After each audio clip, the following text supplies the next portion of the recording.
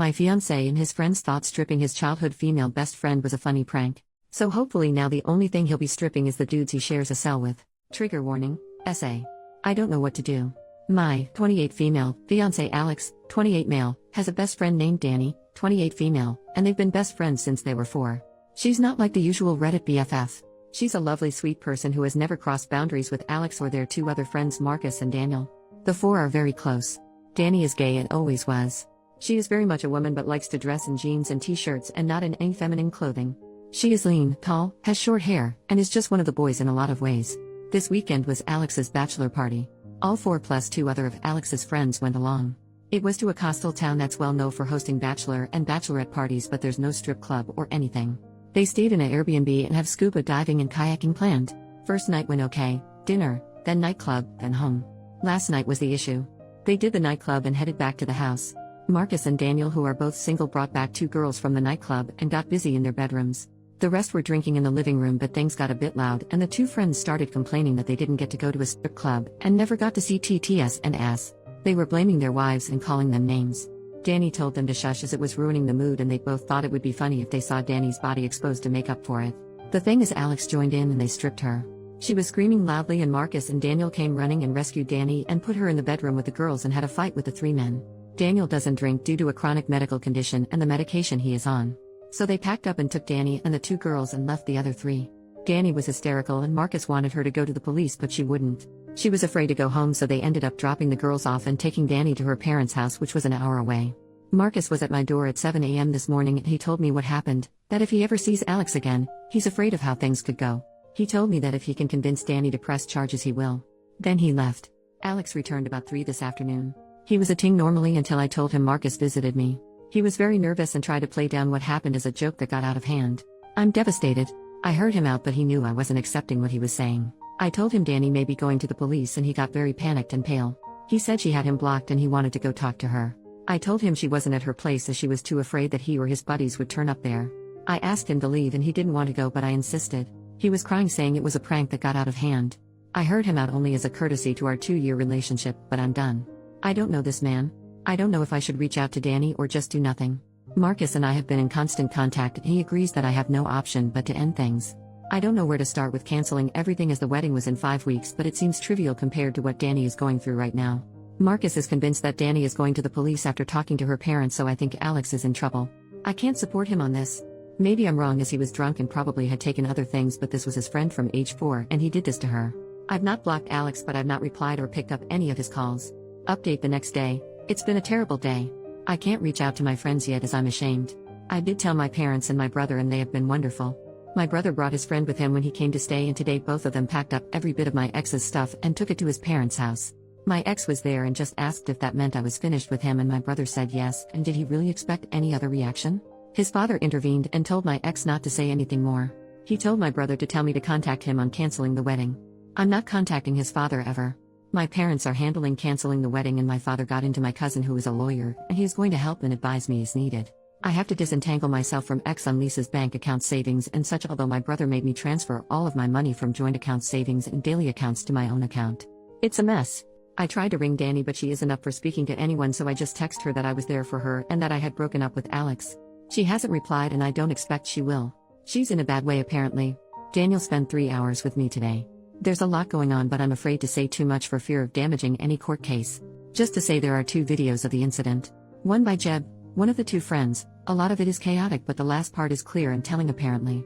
The owners of the rental house apparently have gotten involved and have footage, but I can't say more. When Marcus left me, he went to both those guys' wives and told them what happened. Jeb's wife has been very helpful apparently, and she has split from him. The other guy's wife too has left him. Things are going how most of you want them to go, that's all I will say.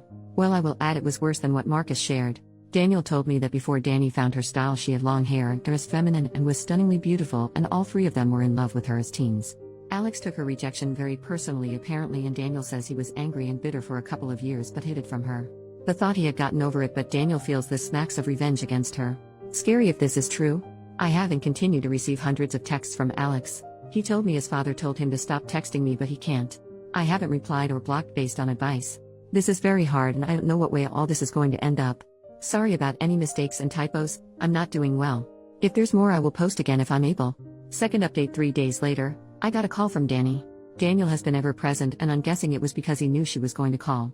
There's a lot more to the story.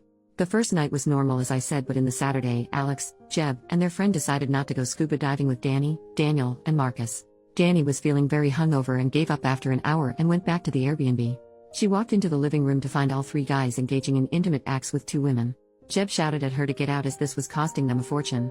The women were escorts. She left and went back to the boat and only told Marcus what she saw. When they all went back later, Alex told her to not tell me as it was just his last bit of freedom. She told him she was disgusted with him and that he wasn't free. She told him she would have to think about what to do. Marcus convinced her to stay another night as he and Daniel had met the two girls the night before and were seeing them again that night, and if Danny wanted to leave then Daniel would have to take her as he was her ride, and there wasn't public transport in the tiny town. So Alex cheated as did the other two.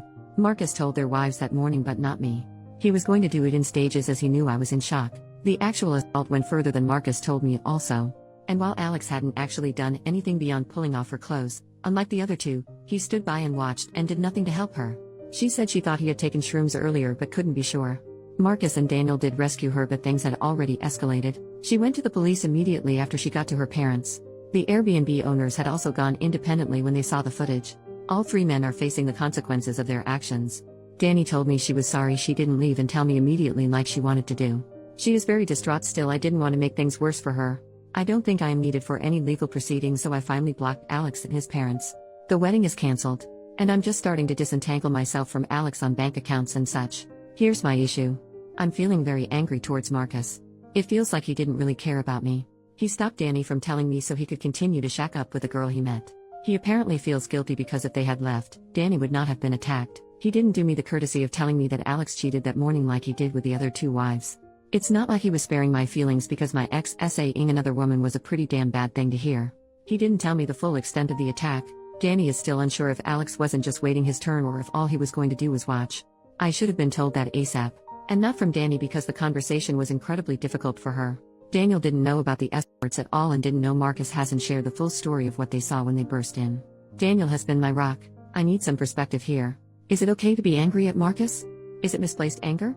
I'm pretty angry at Alex though, and that's all I feel towards him. Can anyone give me a different perspective I'm missing? Marcus and I had been in constant contact. He's already back at work, so it was messages and texts and occasional calls. He actually visited last night, but I didn't open the door to him. Daniel is saying whatever I feel right now is okay. But I think he's just placating me. I don't know who to trust anymore. I don't have to have any more contact with Alex and think the case will move along without me. I'm thinking of telling Daniel that I need a break from him and Marcus and that group of friends. Danny and I have said we will stay in touch, but I can't see us being very close.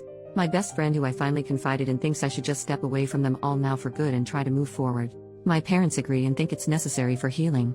My brother thinks Daniel has been nothing but great and I shouldn't cut him off. But they all seem to be a package deal, but without Alex now obviously. So I think it's probably all or nothing. What should I do? I don't want to be ungrateful, but a clean break feels right. Third update 11 days later. I've been putting off writing this update, but I'm back because I need even more advice and an outside perspective. The comments have been pretty helpful so far. Thank you. It's long, but I'll do my best to shorten it. First of all, Danny and I have bonded. She and I talk every day and message constantly. I didn't expect that, but it's truly wonderful. She says she needs a good straight friend right now. Just kidding. And honestly, she is a great person and has been a huge support to me despite what she has been going through. I told her I posted here as I felt guilty as to tell my story I had to tell hers. She was okay with it. She is thinking of waiving her right to anonymity when the trial comes, as she wants everyone to know she was SA'd and by who. Danny has quit her job, moved to her parents full-time and is in therapy. She's just about okay. Surviving still rather than living, but she is so strong and amazing. Justice moves slowly here, so there isn't too much of an update on the legal process. Marcus was told, however, that he would not face charges for assault for attacking the two actively attacking Danny. I went back to work and it was awful. I work for a tiny startup. Oscar, who works there, is friendly with Marcus and my brother. We are all into martial arts and attend the same dojo. So I'm getting a lot of pity. I'd have been okay with sympathy or empathy, but being pitied sucks. Still, it's better than being home all day doing nothing. Daniel gave me space as I asked, and he is truly a good guy. There is nothing romantic there at all though. I'm not in a fit state for anything like that and won't be for a very, very long time. He is just a good guy. No ulterior motives. We text a bit and he is in a lot of contact with Danny as well. I got a letter in the mail from Alex. He said he held out hope while I hadn't blocked him, but once I did he was distraught. He told me he doesn't want to freak me out by turning up in person, and I know that wouldn't look good for him anyway, but he just wanted to tell his side of the story. He said he was pressured into doing stuff with the escorts and he only got head. The other two were really pressuring him to do more, but he didn't and says he regrets even doing that. He admits he was angry at Danny because she told him he either told me about the cheating or she would, but he knew he was totally in the wrong. He knew I would dump him for cheating, so he took everything he could get his hands on. He's not even sure what he took, and while he remembers pulling off Danny's shoes, he doesn't remember anything else. So he was just peer pressured and drunk and high, and did nothing wrong at all basically. I was just disgusted to read this. His total lack of accountability is just sickening. I'm not responding to him ever. Any future mail goes unopened into the trash. I'm in therapy, but it's early days and I'm not seeing progress yet. That leaves me with Marcus. He knows I've been angry with him and he is desperate to talk it out. I probably feel too much anger towards him but find it hard not to. He is still feeling very guilty over making Danny stay. I don't understand why I feel so angry towards him.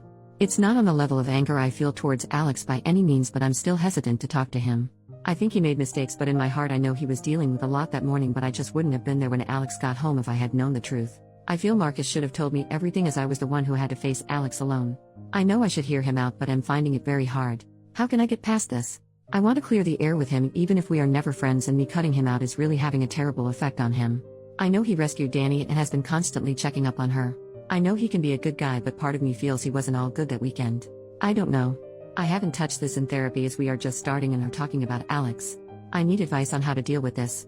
I wanted to give it some time, but Marcus' mental health is pretty poor, and maybe by not meeting him I am just making him worse. How can I find it in me to just bite the bullet and hear him out? Why am I so angry with him? How can I move past this? I don't want to be angry at him. I'm so exhausted from being angry at him and at Alex, and I want it to stop, at least towards Marcus. But it won't. Help. I'm visiting Danny for the weekend that should have been my wedding. We are going to have a LOTR's marathon and her mother is making a cheesecake. My own family have been wonderful in every way, but Danny is truly why I'm still standing.